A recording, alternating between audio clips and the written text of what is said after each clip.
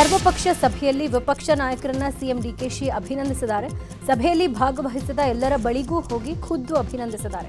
ಕೇಂದ್ರ ಸಚಿವ ಎಚ್.ಡಿ. ಕುಮಾರಸ್ವಾಮಿ ಅವರ ಕೈ ಹಿಡಿದು ಆತ್ಮೀಯವಾಗಿ ಡಿಕೆಶಿ ಮಾತನಾಡಿಸಿದ್ದಾರೆ. ನಂತರ ಮಾಜಿ ಸಿಎಂಗಳಾದ ಬಸವರಾಜ ಬೊಮ್ಮಾಯಿ, ಬಿಎಸ್ ಯಡಿಯೂರಪ್ಪ ಅವರಿಗೂ ಆತ್ಮೀಯವಾಗಿ ಅಭಿನಂದನೆ ಸಲ್ಲಿಸಿದ್ದಾರೆ. ಪಕ್ಷ ಭೇದ ಮರೆತು ಕಾವೇರಿ ನೀರು ಹೋರಾಟದ ಬಗ್ಗೆ ಚರ್ಚೆಗೆ ಒಗ್ಗಟ್ಟಾಗಿ ಬಂದ ವಿಪಕ್ಷ ನಾಯಕರ ನಡೆಗೆ ಸಿಎಂ ಸಂತಸಗೊಂಡಿದ್ದಾರೆ. ಕಾವೇರಿ ನೀರು ವಿವಾದ ಕುರಿತು ಸಿಎಂ ಡಿಕೆ ಶಿವಕುಮಾರ್ ಸರ್ವಪಕ್ಷ ಸಭೆ ನಡೆಸಿದ್ದಾರೆ. ರಾಜಕೀಯಕ್ಕಿಂತ ರಾಜ್ಯದ ರೈತರ ಜನರ ಹಿತ ಮುಖ್ಯ. ರಾಜ್ಯದ ಹಿತಾಸಕ್ತಿ ವಿಚಾರದಲ್ಲಿ ರಾಜಕಾರಣವನ್ನ ಪಕ್ಕಕ್ಕಿಟ್ಟು ಎಲ್ಲ ರಾಜಕೀಯ ಪಕ್ಷಗಳು ಒಟ್ಟಿಗೆ ನಿಂತಿವೆ ಅಂತ ಸಭೆಯಲ್ಲಿ ಸಿಎಂ ಪ್ರಸ್ತಾವಿಕ ನುಡಿಗಳನ್ನಾಡಿದ್ರು. ದೆಹಲಿಯ ಸಂಸತ್ನಲ್ಲಿ ಪಕ್ಷ ಭೇದ ಮರೆತು ಎಲ್ಲರೂ ರಾಜ್ಯದ ಪರ ನಿಲ್ಲುವ ಮಾತನ್ನ ಕೊಟ್ಟಿದ್ದಾರೆ. ಅವರಿಗೂ ಧನ್ಯವಾದ ಹೇಳುತ್ತೀನಿ. ಕಾವೇರಿ ಪರಿಸ್ಥಿತಿ ತಿಳಿಯಾದ ನಂತರ ರಾಜ್ಯಕ್ಕೆ ತಮಿಳುನಾಡು ಸಿಎಂ ಬರ್ತಾರೆ. ನದಿ ನೀರಿನ ಹಂಚಿಕೆ ವಿಚಾರದಲ್ಲಿ ಸೌಹಾರ್ದಯುತ ಸಮಸ್ಯೆ ನಿವಾರಣೆಗೆ ನಮ್ಮ ಆದ್ಯತೆ ಇದೆ. ಕುಡಿಯೋ ನೀರಿಗೆ ಸಮಸ್ಯೆ ಆಗದಂತೆ ನೀರನ್ನು ಸಂಗ್ರಹಿಸಿದ್ದೀವಿ. ಕಬಿನಿ ಜಲಾಶಯ ತುಂಬಿದೆ. ಹೆಚ್ಚುವರಿ ಒಳಹರಿವು ಸಂಗ್ರಹ ಮಾಡಿಟ್ಕೊಳ್ಳೋಕೆ ಸಾಧ್ಯ ಇಲ್ಲ. ಹೀಗಾಗಿ ಸಹಜ ಹರಿವು ಮಾತ್ರ ಆಗ್ತಿದೆ. ಸಿಡಬ್ಲ್ಯೂಎಂಎ ಆದೇಶದ ವಿರುದ್ಧ ಸುಪ್ರೀಂಕೋರ್ಟ್ಗೆ ಮೇಲ್ಮನವಿ ಸಲ್ಲಿಸಲಾಗಿದೆ ಅಂತ ಸರ್ವಪಕ್ಷ ಸಭೆಯಲ್ಲಿ ಸಿಎಂ ಮಾಹಿತಿ ಕೊಟ್ಟಿದ್ದಾರೆ.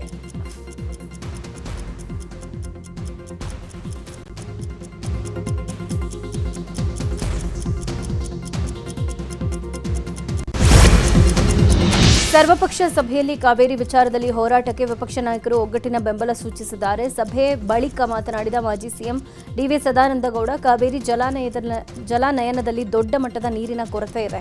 ಕಾನೂನು ಹೋರಾಟದ ಬಗ್ಗೆ ಚರ್ಚೆ ಮಾಡಿದೀವಿ. ಇದಕ್ಕೆ ಶಾಶ್ವತ ಪರಿಹಾರ ಕಂಡುಕೊಳ್ಬೇಕು. ಮುಂದೆ ಮಳೆ ಆಗೋವರೆಗೆ ಯಾವುದೇ ರೀತಿ ಕ್ರಮ ತೆಗೆದುಕೊಳ್ಬೇಕು ಅನ್ನೋದರ ಬಗ್ಗೆ ಚರ್ಚೆ ಮಾಡಿದೀವಿ ಅಂತ ಹೇಳಿದ್ರು. ಕಾವೇರಿ ಜಲಾನಯನದಲ್ಲಿ ಇನ್ನೂ ಕೂಡ ಭಾರಿ ದೊಡ್ಡ ರೀತಿಯಲ್ಲಿ ನೀರಿನ ಕೊರತೆ ಇರುವಂಥದ್ದು. ಕಾವೇರಿ KRS ಡ್ಯಾಮ್ನಿಂದ ಜನರಿಗೆ ಬರಬೇಕಾದಂಥ ನೀರು, ಅದನ್ನು ಮುಂದಿನ ದಿನಗಳಲ್ಲಿ ಹೇಗೆ ನಾವು 1 ವರ್ಷಗಳ ಕಾಲ ವಿನಿಯೋಗ ಮಾಡಬೇಕು ಅಂತ ಹೇಳುವಂಥದ್ದೇ ಒಂದು ಗಂಭೀರ ಪ್ರಶ್ನೆಯಾಗಿ ಉಳಿದಿದೆ. ಇವತ್ತು ಗಂಭೀರ ಚರ್ಚೆಗಳನ್ನು ಮಾಡ್ತಾ ಇದ್ದೇವೆ.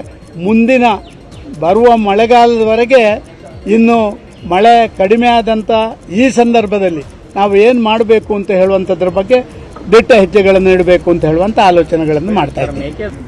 ಇವತ್ತು ಮುಖ್ಯಮಂತ್ರಿಗಳು ಮಾಡಿದಂಥ ಒಂದು ಸಭೆ ರಾಜ್ಯದ ಹಿತವನ್ನು ಕಾಪಾಡ್ತಕ್ಕಂಥದ್ರೆ ಈ ಸಂದಿಗ್ಧ ಪರಿಸ್ಥಿತಿಯಲ್ಲಿ ನಾವು ನಮ್ಮ ಫಾರ್ಮುಲಾ ಏನಿದೆ ಅದನ್ನು ಜಾರಿಗೊಳಿಸ್ತಕ್ಕಂಥದಕ್ಕಿಂತ ಹೆಚ್ಚಾಗಿ ಪ್ರಕೃತಿ ಆಶೀರ್ವಾದ ಬಗೆಹರಿದಿದೆ.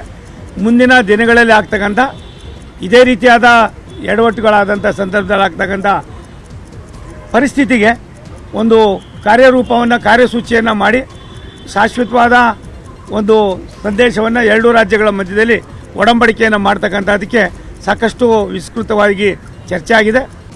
ರಾಜ್ಯದ ಜ್ವಲಂತ ಸಮಸ್ಯೆಗಳು ಬಂದಾಗ ಈ ಥರ ಒಂದು ವಿಷಯಗಳು, ಅದು ನೀರಾವರಿ ಇರ್ಬೋದು, ಬೇರೆ ಬೇರೆ ಯಾವುದೇ ಸಮಸ್ಯೆಗಳಿರ್ಬೋದು, ಒಂದು ಸಲಹಾ ಸಮಿತಿಯನ್ನು ರಚನೆ ಮಾಡಬೇಕು.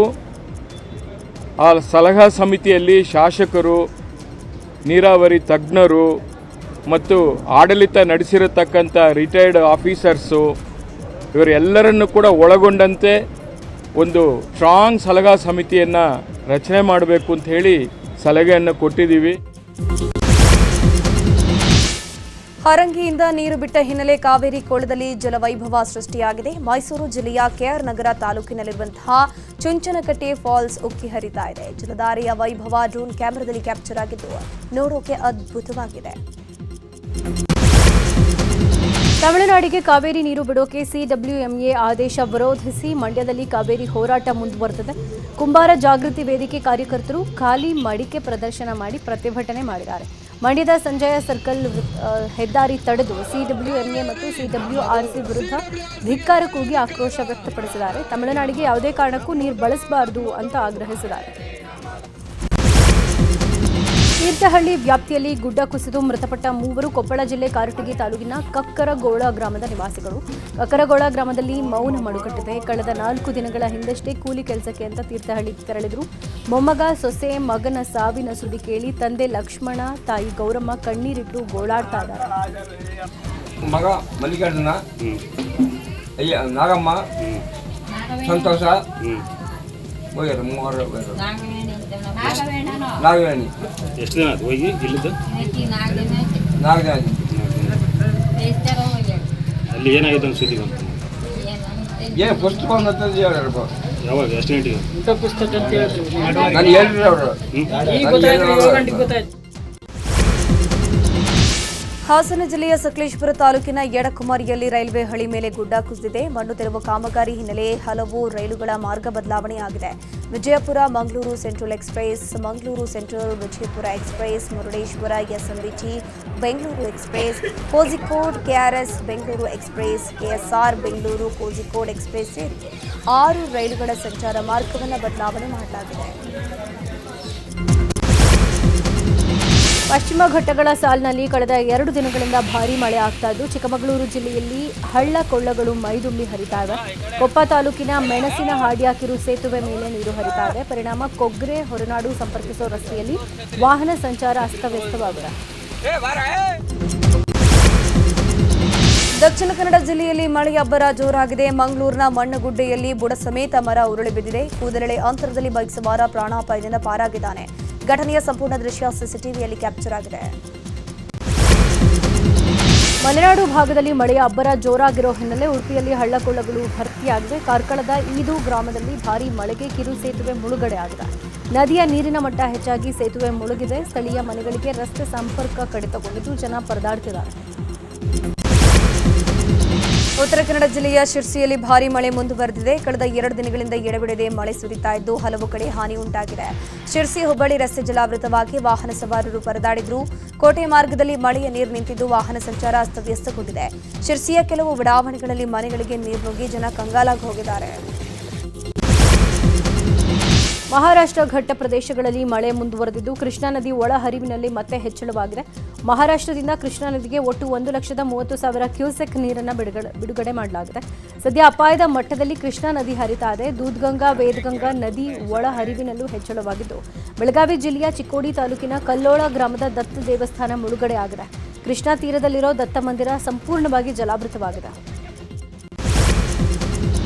ಬೆಳಗಾವಿ ಜಿಲ್ಲೆಯ ಘಟಪ್ರಭಾ ಬಲದಂಡೆ ಕಾಲುವೆಗೆ ಸಚಿವ ಸತೀಶ್ ಜಾರಕಿಹೊಳಿ ಭೇಟಿ ಕೊಟ್ಟು ಪರಿಶೀಲನೆ ಮಾಡಿದರು. ಯರಗಟ್ಟಿ ತಾಲೂಕಿನ ಕೋಡ್ಲಿವಾಡ, ಮುಗುಳಿಹಾಳ ಹಾಗೂ ಗೋಕಾಕ ತಾಲೂಕಿನ ಕೌಜಲಗಿ ಗ್ರಾಮಕ್ಕೆ ಭೇಟಿ ಕೊಟ್ಟಂತಹ ಸಚಿವರು ಕಾಲುವೆ ನಿಂತ ನೀರಿನ ಪರಿಸ್ಥಿತಿ ಬಗ್ಗೆ ಅವಲೋಕಿಸಿದ್ರು. ಕಾಲುವೆ ದುರಸ್ತಿ ಕಾಮಗಾರಿಗಳನ್ನು ವಿಳಂಬ ಮಾಡಬೇಡಿ, ತಕ್ಷಣ ಕೆಲಸ ಪ್ರಾರಂಭಿಸಬೇಕು, ಜನ ಜಾನುವಾರುಗಳಿಗೆ ನೀರಿನ ಕೊರತೆಯಾಗದಂತೆ ಕ್ರಮ ವಹಿಸಬೇಕು ಅಂತ ಅಧಿಕಾರಿಗಳಿಗೆ ಸಚಿವರು ಸೂಚನೆ ಕೊಟ್ಟಿದ್ದಾರೆ. ಮೇಕೆದಾಟು ಯೋಜನೆ ಬೆಂಬಲಿಸುವಂತೆ ಬಿಜೆಪಿ ರಾಜ್ಯಾಧ್ಯಕ್ಷ ವಿಜೇಂದ್ರ ತಮಿಳುನಾಡು ಸಿಎಂಗೆ ಪತ್ರ ಬರೆದಿದ್ದಾರೆ. ಈ ಯೋಜನೆಯ ಬೆಂಬಲ 2 ರಾಜ್ಯದ ಸಹಕಾರಕ್ಕೆ ಸಂಕೇತವಾಗುತ್ತೆ. ಕಾವೇರಿ ನಮ್ಮ ಜನರನ್ನ ಒಗ್ಗೂಡಿಸಲಿ.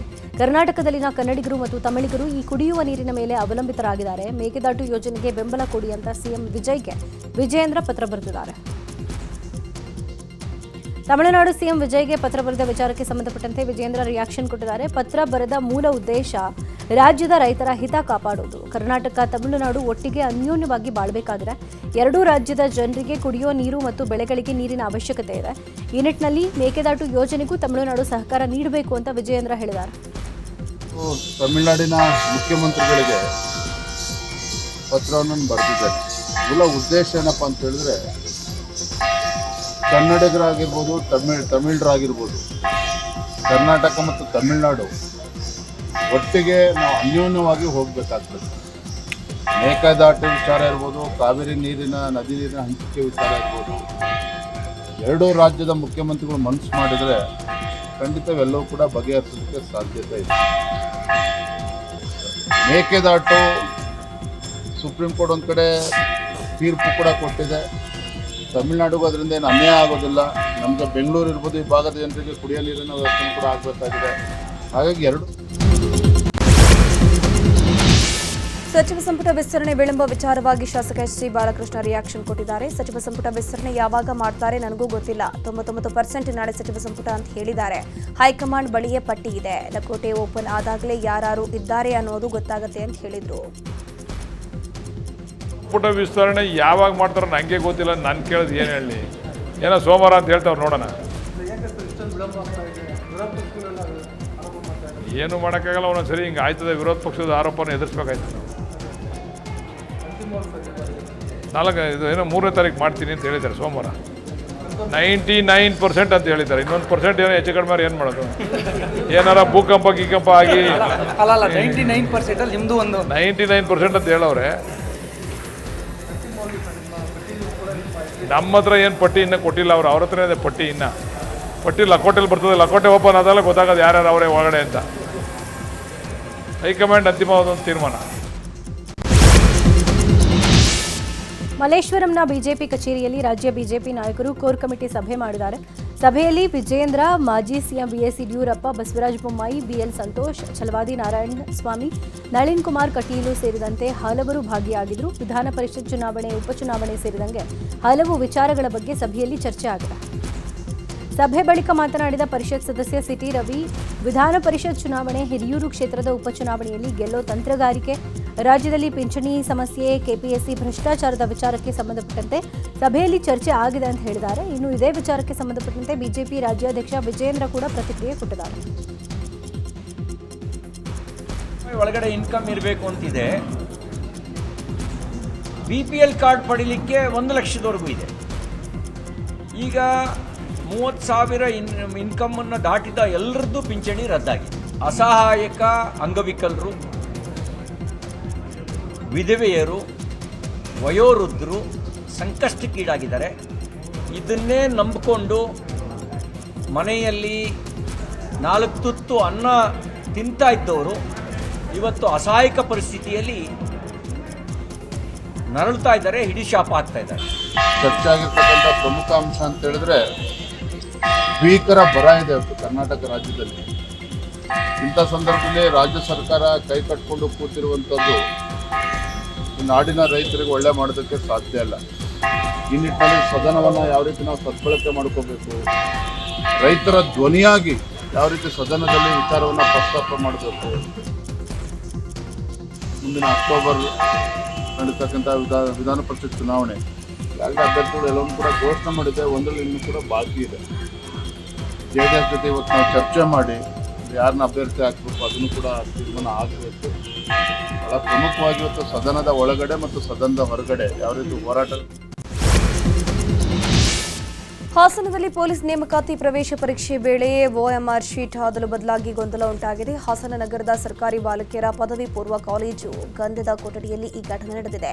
2 ಕೊಠಡಿಯ ಅಭ್ಯರ್ಥಿಗಳ OMR ಶೀಟ್ ಅದಲು ಬದಲಾಗಿತ್ತು. ಈ ಬಗ್ಗೆ ಪರೀಕ್ಷಾ ಕೇಂದ್ರದಿಂದ ಹೊರಬಂದು ಅಭ್ಯರ್ಥಿಗಳು ಪ್ರಶ್ನೆ ಮಾಡಿದ್ದಾರೆ. ಮಾಹಿತಿ ತಿಳಿದು ಪರೀಕ್ಷಾ ಕೇಂದ್ರಕ್ಕೆ ಡಿಸಿ ಲತಾ ಕುಮಾರಿ ಭೇಟಿ ಕೊಟ್ಟು ಸಮಸ್ಯೆ ಬಗ್ಗೆ ಪರಿಶೀಲನೆ ಮಾಡಿದರು. ಪೊಲೀಸ್ ಕಾನ್ಸ್ಟೇಬಲ್ ಪರೀಕ್ಷೆ ವೇಳೆ ಕಲಬುರಗಿಯ SB ಕಾಲೇಜಿನ ಪರೀಕ್ಷಾ ಕೇಂದ್ರದಲ್ಲಿ ಅವಾಂತರ ಆಗಿದೆ. ಅಭ್ಯರ್ಥಿಗಳಿಗೆ ಅರ್ಧ ಗಂಟೆ ತಡವಾಗಿ ಪ್ರಶ್ನೆ ಪತ್ರಿಕೆ ನೀಡಿರೋ ಆರೋಪ ಇದೆ. 10:30ಕ್ಕೆ ಕೊಡಬೇಕಾದ ಪ್ರಶ್ನೆ ಪತ್ರಿಕೆ 11 ಗಂಟೆಗೆ ಸಿಕ್ಕಿದೆ ಅಂತ ಪರೀಕ್ಷಾರ್ಥಿಗಳು ಆರೋಪ ಮಾಡಿದ್ದಾರೆ. ಪೊಲೀಸ್ ಕಾನ್ಸ್ಟೇಬಲ್ ಪರೀಕ್ಷೆ ವೇಳೆ ಪುಟ್ಟಕಂದನಿಗಾಗಿ ಪೊಲೀಸರ ಹೃದಯ ಮಿಡಿದಿದೆ. ಬೆಂಗಳೂರಿನ ಚೆನ್ನಮ್ಮನಕೆರೆ ಠಾಣಾ ವ್ಯಾಪ್ತಿಯ ಕೃಷ್ಣ ಕಾಲೇಜು ಪರೀಕ್ಷಾ ಕೇಂದ್ರದಲ್ಲಿ ಪರೀಕ್ಷೆ ಬರೆಯೋಕೆ 8 ತಿಂಗಳ ಮಗುವಿನ ಜೊತೆಗೆ ತಾಯಿ ಬಂದಿದ್ರು. ಗಂಡನ ಬಳಿ ಮಗು ಬಿಟ್ಟು ಪರೀಕ್ಷೆ ಬರೆಯೋಕೆ ತಾಯಿ ಹೋಗಿದ್ರು. ತಾಯಿ ಪರೀಕ್ಷಾ ಕೇಂದ್ರಕ್ಕೆ ಹೋದ ಬಳಿಕ ಮಗು ಅಳ್ತಾನೆ ಇತ್ತು. ಮಗುವಿನ ಅಳು ಕಂಡು ಹತ್ತಿರಕ್ಕೆ ಬಂದ ಪೊಲೀಸ್ ಸಿಬ್ಬಂದಿ ಸೀರೆಯಲ್ಲಿ ಜೋಕಾಲಿ ಕಟ್ಟಿ ಆಡಿಸಿದ್ದಾರೆ. ಸಿಕ್ಕಿ ಅಚ್ಚುಕಟ್ಟು ಮಹಿಳಾ ಪೊಲೀಸರ ಮಾನವೀಯ ಕಾರ್ಯಕ್ಕೆ ಎಲ್ಲೆಡೆ ಮೆಚ್ಚುಗೆಯೂ ವ್ಯಕ್ತವಾಗುತ್ತಿದೆ.